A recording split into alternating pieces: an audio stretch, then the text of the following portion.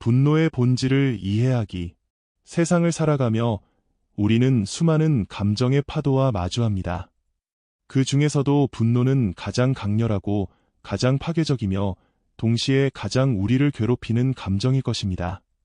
부처님께서는 2500년 전 보리수 아래에서 깨달음을 얻으신 후 평생에 걸쳐 인간의 고통을 덜어주는 법을 가르치셨습니다. 그 가르침 중에서도 분노를 다스리는 지혜는 특히 깊고 실용적입니다. 분노는 마치 타오르는 불과 같습니다. 이 불은 타인을 태우려 하지만 정작 가장 먼저 태워버리는 것은 바로 자기 자신입니다. 부처님께서는 말씀하셨습니다. 분노에 집착하는 것은 남을 해치려는 마음으로 뜨거운 숯을 움켜쥐는 것과 같다. 결국 화상을 입는 것은 자기 자신이다. 오늘 우리는 이 분노라는 불을 어떻게 끄고 마음의 평화를 가져올 수 있는지 부처님의 지혜를 통해 배워보겠습니다. 분노의 뿌리를 찾아서. 부처님께서는 모든 고통의 근본 원인을 탐욕, 분노, 무명이라고 하셨습니다. 이를 삼독이라 부르는데 분노는 그 중 하나입니다. 분노는 갑자기 하늘에서 떨어지는 것이 아닙니다. 분노에는 반드시 조건이 있습니다. 그 조건들을 자세히 들여다보면 우리는 놀라운 사실을 발견하게 됩니다. 첫째, 분노는 애착에서 비롯됩니다. 우리가 무언가에 강하게 집착할 때 그것이 위협받거나 빼앗길 위험에 처하면 분노가 일어납니다. 내 생각, 내 의견, 내 소유물, 내 자존심, 이 모든 내 것들이 위협받을 때 우리는 화를 냅니다. 둘째, 분노는 무지에서 비롯됩니다. 우리가 상황을 제대로 보지 못하고 상대방의 입장을 이해하지 못할 때 분노가 일어납니다. 부처님께서는 모든 존재는 고통에서 벗어나고 싶어 한다고 하셨습니다. 화를 내는 사람도 우리를 화나게 하는 사람도 모두 각자의 고통 속에서 최선을 다해 살아가고 있는 것입니다. 셋째, 분노는 기대에서 비롯됩니다. 우리는 세상이 내 뜻대로 돌아가기를 원합니다. 사람들이 내가 원하는 대로 행동하기를 바랍니다. 하지만 세상은 우리의 기대대로 움직이지 않습니다. 이 간극에서 분노가 태어납니다. 부처님께서는 이런 비유를 들어 설명하셨습니다. 물이 흐르는 것을 원망하는 것은 어리석다. 물은 아래로 흐르는 것이 그 본성이다. 마찬가지로 사람들이 자신의 무지와 욕망에 따라 행동하는 것을 원망하는 것도 어리석다.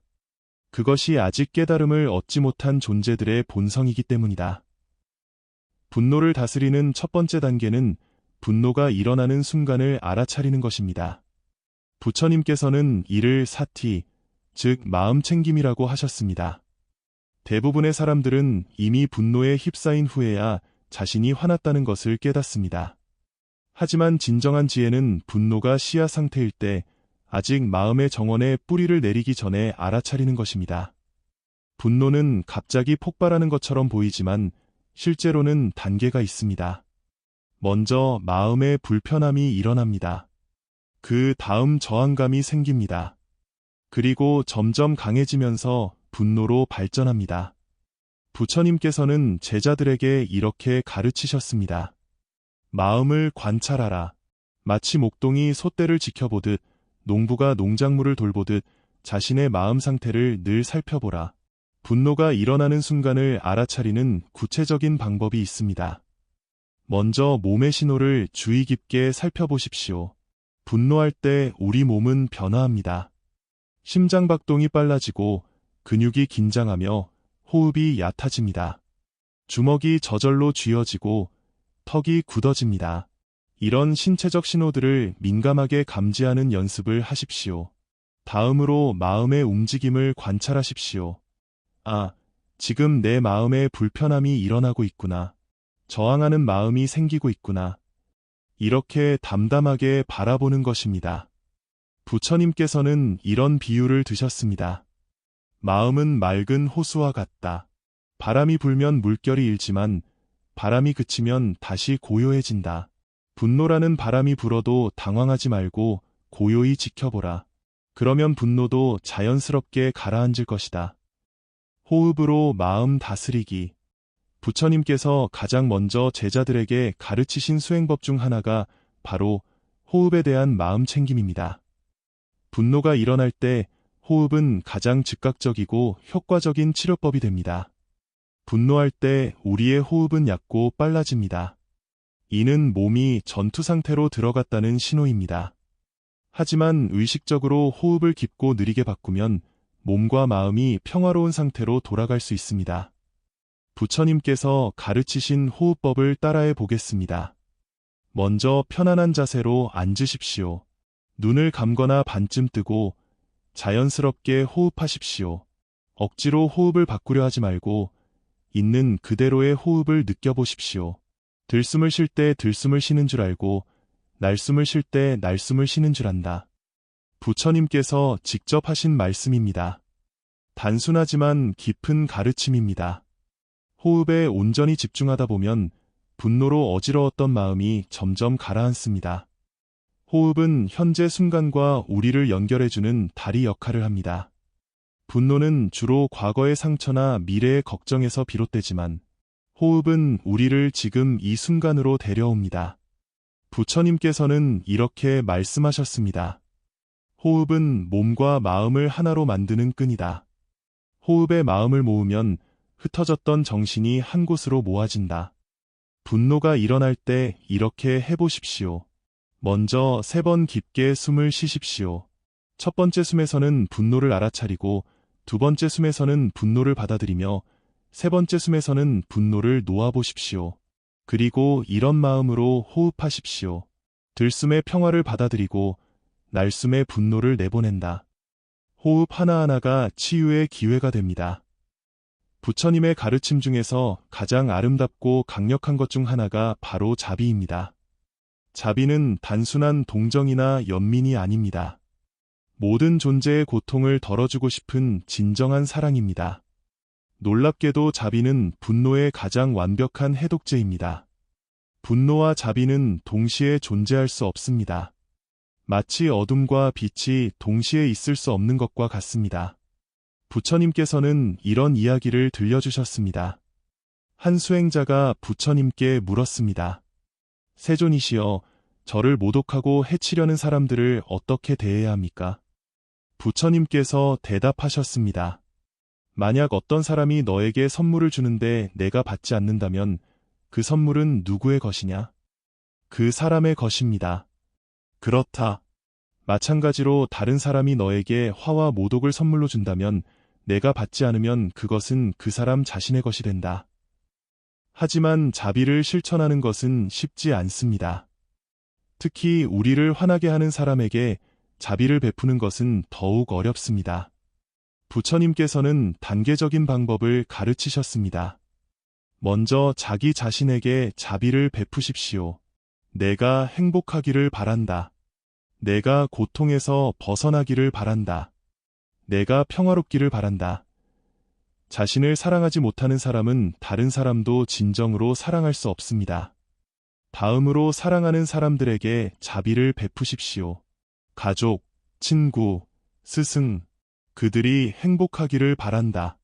그들이 고통에서 벗어나기를 바란다. 그 다음에는 중립적인 사람들, 즉 우리와 특별한 관계가 없는 사람들에게 자비를 베푸십시오. 길에서 만나는 낯선 사람들, 상점 직원, 버스 기사, 이들도 모두 행복을 원하고 고통을 피하고 싶어하는 존재들입니다. 마지막으로 가장 어려운 단계입니다. 우리를 화나게 하는 사람, 우리가 싫어하는 사람에게도 자비를 베푸는 것입니다. 이때 부처님께서 가르치신 지혜를 기억하십시오. 분노하는 사람은 병든 사람과 같다. 병든 사람을 미워하지 않듯 분노에 사로잡힌 사람도 미워하지 말라. 그들은 무지라는 병에 걸린 것일 뿐이다. 그 사람도 누군가의 소중한 자녀입니다. 어린 시절에는 순수했을 것입니다.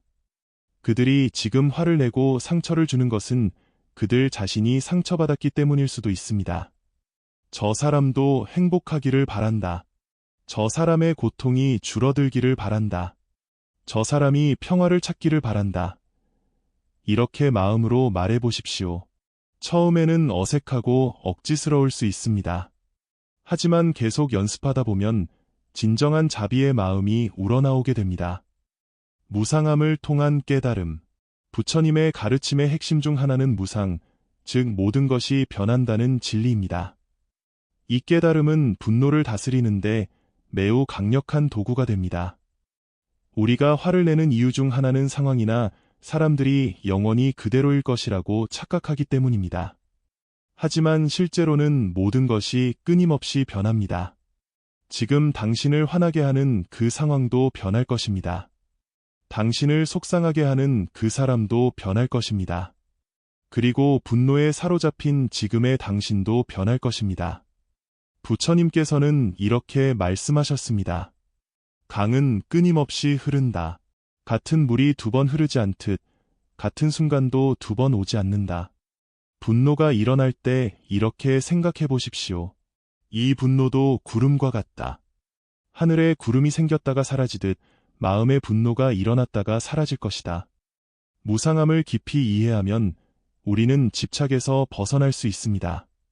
내 의견이 받아들여져야 한다는 집착, 상대방이 변해야 한다는 집착, 상황이 내 뜻대로 되어야 한다는 집착. 이 모든 집착들이 무상함 앞에서는 의미를 잃습니다. 부처님께서 들려주신 이야기가 있습니다. 어떤 왕이 반지 하나를 만들어 달라고 명했습니다. 그 반지에는 기쁠 때는 슬프게 하고 슬플 때는 기쁘게 하는 글귀를 새겨달라고 했습니다.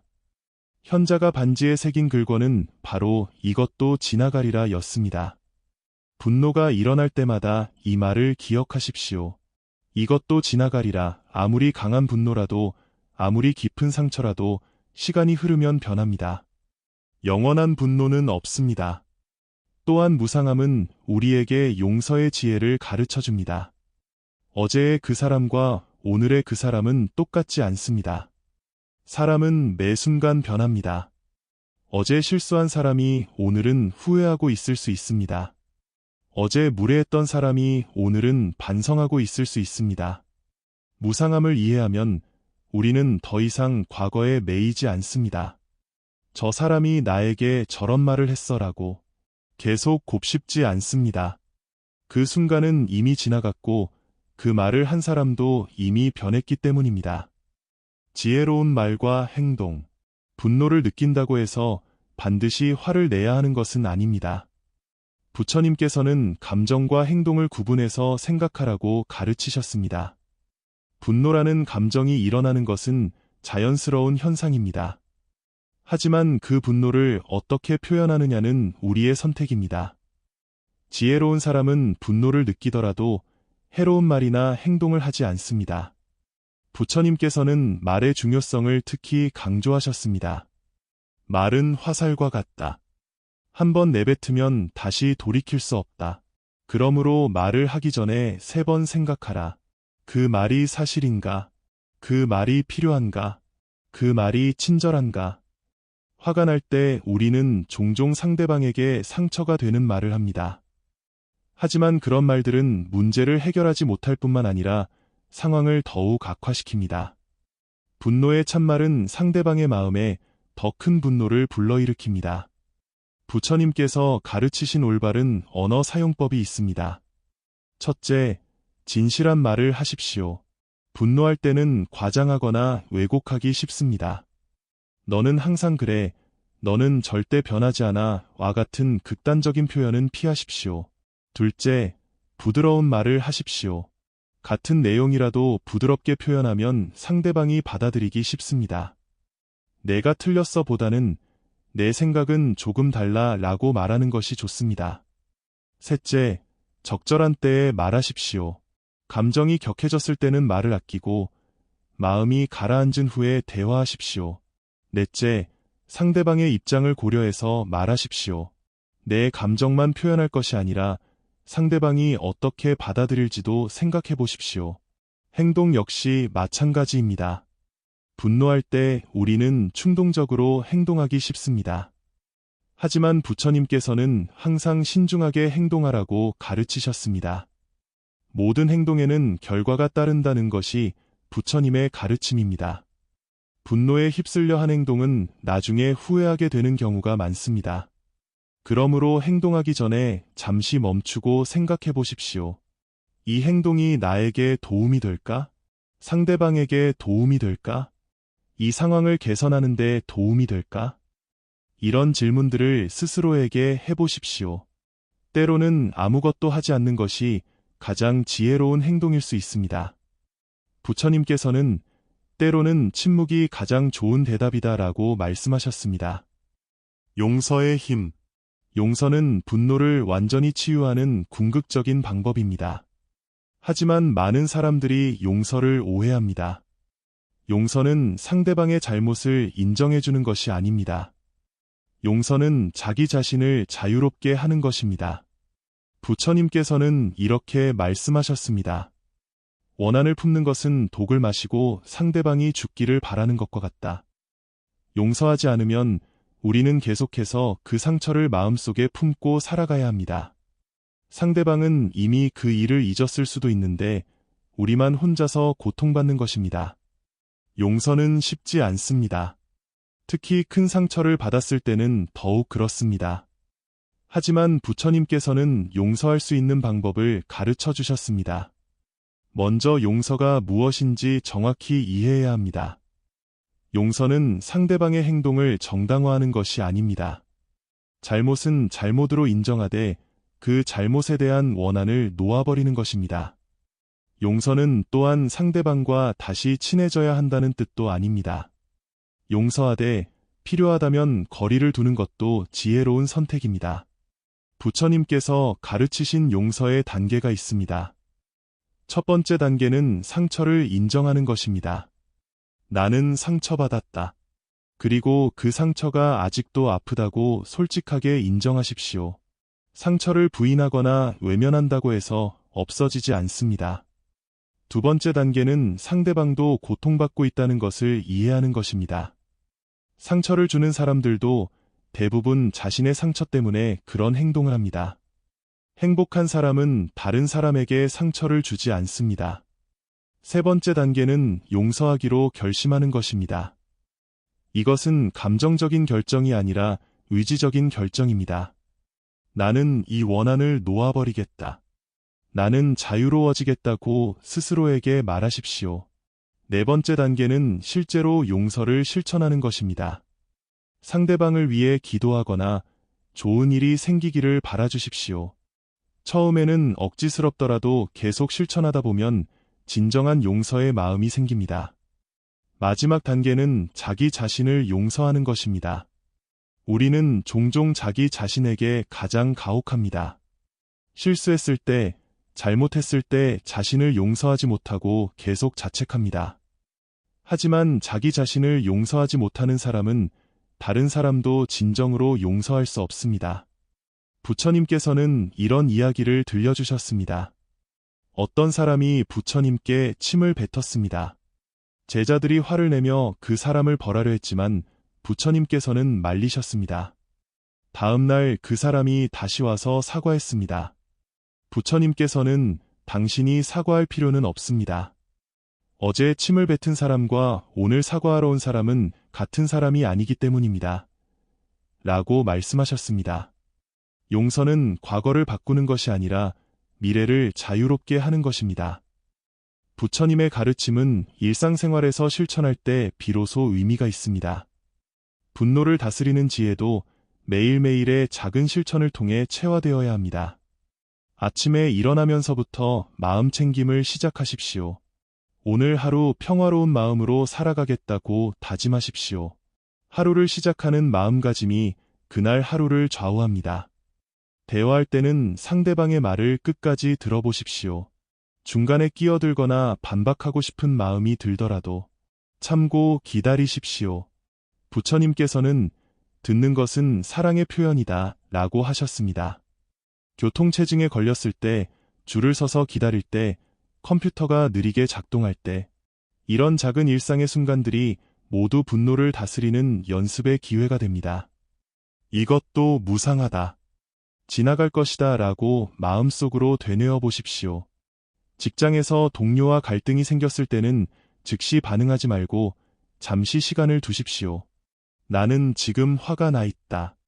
이 상태에서는 올바른 판단을 할 수 없다고 솔직하게 인정하고 마음이 가라앉을 때까지 기다리십시오. 가족과의 관계에서도 마찬가지입니다. 가장 가까운 사람들에게 우리는 종종 가장 인내심이 부족합니다. 하지만 가족이야말로 우리가 가장 사랑하는 사람들이 아닙니까? 그들에게 더욱 친절하고 이해심 깊게 대하십시오. 아이들이 말을 듣지 않을 때, 배우자가 이해해주지 않을 때, 부모님이 잔소리하실 때, 이런 순간들에 분노 대신 자비를 선택해 보십시오. 이 사람도 나처럼 행복하고 싶어 한다. 이 사람도 나처럼 사랑받고 싶어 한다고 생각해 보십시오. 온라인에서도 마찬가지입니다. 인터넷 댓글이나 소셜미디어에서 불쾌한 글을 보았을 때 즉시 반박하거나 비판하고 싶은 마음이 들 수 있습니다. 하지만 부처님께서는 현명한 사람은 말해야 할 때와 침묵해야 할 때를 안다고 하셨습니다. 뉴스를 볼 때도 마음 챙김이 필요합니다. 부정적인 뉴스들이 우리 마음에 분노와 절망을 심어줄 수 있습니다. 세상의 고통을 외면하자는 것이 아니라 그 고통에 휩쓸리지 않으면서도 자비로운 마음을 유지하자는 것입니다. 매일 밤 잠들기 전에는 하루를 돌아보는 시간을 가지십시오. 오늘 나는 어떤 순간에 화가 났는가? 그때 나는 어떻게 반응했는가? 더 지혜롭게 대응할 수 있는 방법은 무엇이었을까? 이런 성찰을 통해 우리는 조금씩 성장할 수 있습니다. 그리고 잘못한 일이 있다면 용기를 내어 사과하십시오. 사과는 약함의 표시가 아니라 강함의 표시입니다. 자신의 잘못을 인정하고 바로잡으려는 용기 있는 사람만이 할 수 있는 일입니다. 분노를 지혜로 변화시키기. 부처님께서는 분노를 단순히 억압하거나 없애라고 하지 않으셨습니다. 오히려 분노를 변화시켜 지혜와 자비의 에너지로 만들라고 가르치셨습니다. 분노 자체는 에너지입니다.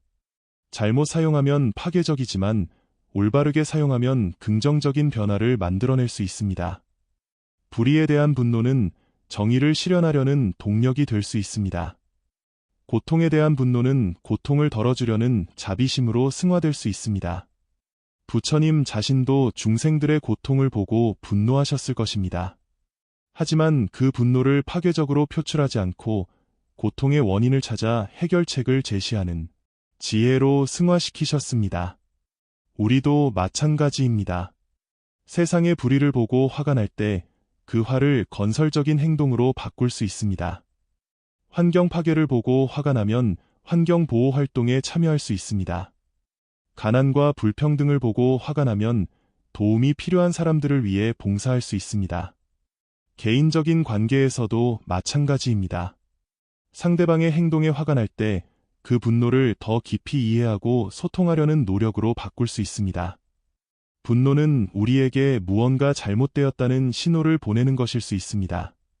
그 신호를 듣고 문제를 해결하려고 노력한다면 분노는 관계를 개선하는 촉매가 될 수 있습니다.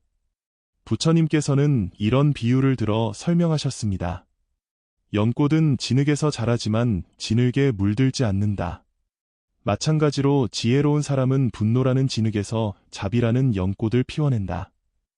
분노를 지혜로 변화시키는 구체적인 방법들이 있습니다. 첫째, 분노의 메시지를 느끼십시오. 내가 왜 화가 났을까? 이 분노가 나에게 무엇을 알려주려고 하는가? 분노는 우리의 가치관이나 기대가 위협받았을 때 일어납니다. 그것이 무엇인지 파악해 보십시오. 둘째, 더 큰 그림을 보십시오. 지금의 상황을 더 넓은 맥락에서 바라보십시오. 이 문제가 정말 중요한 것인가? 10년 후에도 기억할 만한 일인가?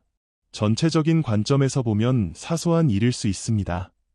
셋째, 학습의 기회로 삼으십시오. 이 경험을 통해 내가 배울 수 있는 것은 무엇인가? 나는 어떻게 성장할 수 있는가? 모든 어려운 경험은 우리를 더 지혜롭게 만들어주는 스승입니다. 넷째, 감사할 점을 찾아보십시오. 아무리 힘든 상황에도 감사할 거리는 있습니다. 건강, 가족, 친구, 지금 이 순간에 살아있다는 것 자체, 감사의 마음은 분노를 자연스럽게 녹여줍니다. 다섯째, 행동으로 옮기십시오. 단순히 생각만 하지 말고 실제로 변화를 만들어내는 행동을 취하십시오. 작은 행동이라도 좋습니다. 행동은 우리에게 힘과 희망을 줍니다. 평화로운 마음의 습관. 분노를 다스리는 것은 일회성 노력이 아니라 평생에 걸친 수행입니다. 부처님께서는 물방울이 모여 바다가 되듯 작은 실천이 모여 큰 변화를 만든다고 하셨습니다. 평화로운 마음을 기르는 일상의 습관들을 만들어 보십시오. 아침에 일어나면 가장 먼저 감사의 마음을 갖는 습관을 만드십시오. 오늘도 건강하게 하루를 시작할 수 있어 감사합니다. 사랑하는 사람들이 있어 감사합니다. 배울 기회가 있어 감사합니다. 하루 중 여러 번 자신의 마음 상태를 점검하는 습관을 만드십시오. 시계 알람을 맞춰놓고 알람이 울릴 때마다 지금 내 마음은 어떤 상태인가? 라고 자문해 보십시오. 호흡 명상을 일상의 루틴으로 만드십시오. 하루에 10분이라도 좋습니다. 조용한 곳에 앉아서 호흡에만 집중하는 시간을 가지십시오. 이런 연습이 쌓이면 분노가 일어날 때 더 빨리 마음을 가라앉힐 수 있습니다. 걸을 때도 마음 챙김을 실천하십시오. 부처님께서는 경행명상을 많이 권하셨습니다. 천천히 걸으면서 발이 땅에 닿는 감각, 몸의 움직임, 주변의 소리와 냄새를 의식적으로 느껴보십시오. 식사할 때도 마음 챙김을 실천할 수 있습니다. 음식의 맛, 질감, 향을 온전히 느끼면서 천천히 드십시오. 음식이 어디서 왔는지, 누가 재배하고 요리했는지 생각하며 감사의 마음으로 드십시오. 독서도 좋은 습관입니다. 부처님의 가르침이나 지혜로운 사람들의 글을 읽으면서 마음의 양식을 쌓으십시오. 좋은 글거를 마음에 새겨두었다가 어려운 순간에 떠올려 보십시오. 자연과 함께하는 시간을 가지십시오. 산책을 하거나 나무를 바라보거나 꽃을 감상하거나 자연은 우리에게 평화와 지혜를 가르쳐 줍니다. 자연 앞에서 우리의 작은 고민들은 별것 아닌 것처럼 느껴지기도 합니다. 봉사활동도 마음을 평화롭게 해주는 좋은 방법입니다. 다른 사람을 도우면서 우리는 자신의 문제에서 벗어나 더 큰 관점을 갖게 됩니다. 그리고 다른 사람의 기쁨을 보면서 우리도 함께 기뻐하게 됩니다. 일기를 쓰는 것도 도움이 됩니다. 하루의 경험을 글로 쓰면서 객관적으로 바라볼 수 있습니다. 특히 분노했던 순간들을 돌아보면서 다음에는 어떻게 더 잘 대응할 수 있을지 생각해 볼 수 있습니다.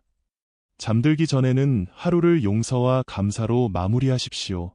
혹시 누군가에게 상처를 주었다면 진심으로 사과하고 받은 상처가 있다면 용서하십시오. 그리고 하루 중 좋았던 일들, 감사한 일들을 떠올리며 잠자리에 드십시오. 자비로운 마음으로 살아가기. 부처님께서 우리에게 주신 가장 큰 선물은 고통에서 벗어날 수 있다는 희망입니다. 분노라는 고통도 예외가 아닙니다. 올바른 이해와 꾸준한 실천을 통해 우리는 분노를 극복하고 평화로운 마음으로 살아갈 수 있습니다. 분노를 다스리는 것은 단순히 개인의 평안을 위한 것만이 아닙니다. 우리가 평화로워질 때 그 평화는 주변 사람들에게도 전해집니다. 한 사람의 변화가 가족을 변화시키고 가족의 변화가 공동체를 변화시키며 공동체의 변화가 세상을 변화시킵니다. 부처님께서는 이렇게 말씀하셨습니다. 증오는 증오로서 멈추지 않는다. 오직 사랑으로서만 멈출 수 있다. 이것이 영원불변의 법칙이다. 우리가 분노 대신 자비를 선택할 때 세상에 조금 더 많은 사랑이 생겨납니다.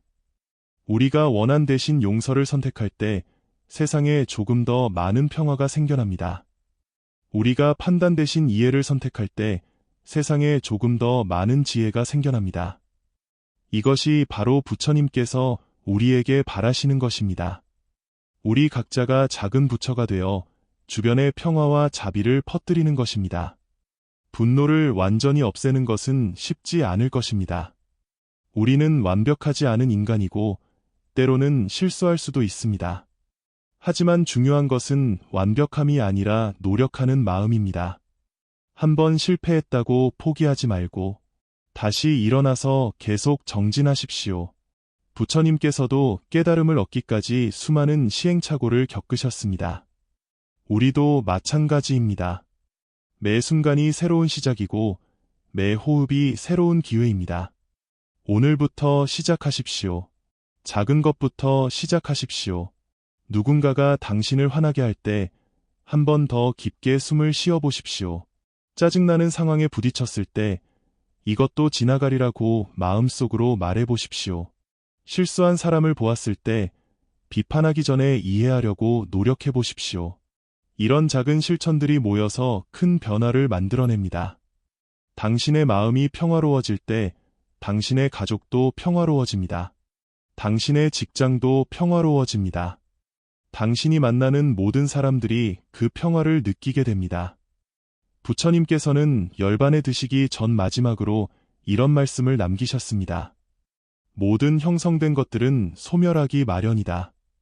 게으르지 말고 정진하라. 분노도 소멸하기 마련입니다. 고통도 소멸하기 마련입니다. 하지만 우리가 기른 자비와 지혜는 영원히 남아서 세상을 밝혀줄 것입니다. 오늘 이 순간부터 분노를 다스리는 연습을 시작하십시오. 부처님께서 보여주신 길을 따라 걸어가십시오. 그 길 위에서 당신은 진정한 평화와 행복을 발견하게 될 것입니다. 그리고 언젠가 당신도 다른 사람들에게 이 지혜를 전해줄 수 있을 것입니다. 그때 부처님의 가르침은 당신을 통해 계속해서 세상에 전해지고 더 많은 사람들이 고통에서 벗어날 수 있을 것입니다. 모든 존재가 행복하기를 바랍니다. 모든 존재가 고통에서 벗어나기를 바랍니다. 모든 존재가 평화롭기를 바랍니다.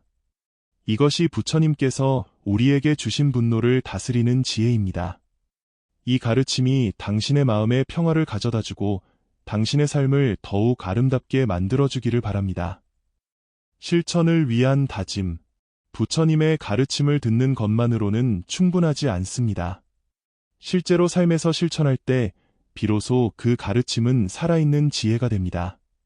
지금 이 순간 조용히 눈을 감고 스스로에게 다짐해 보십시오.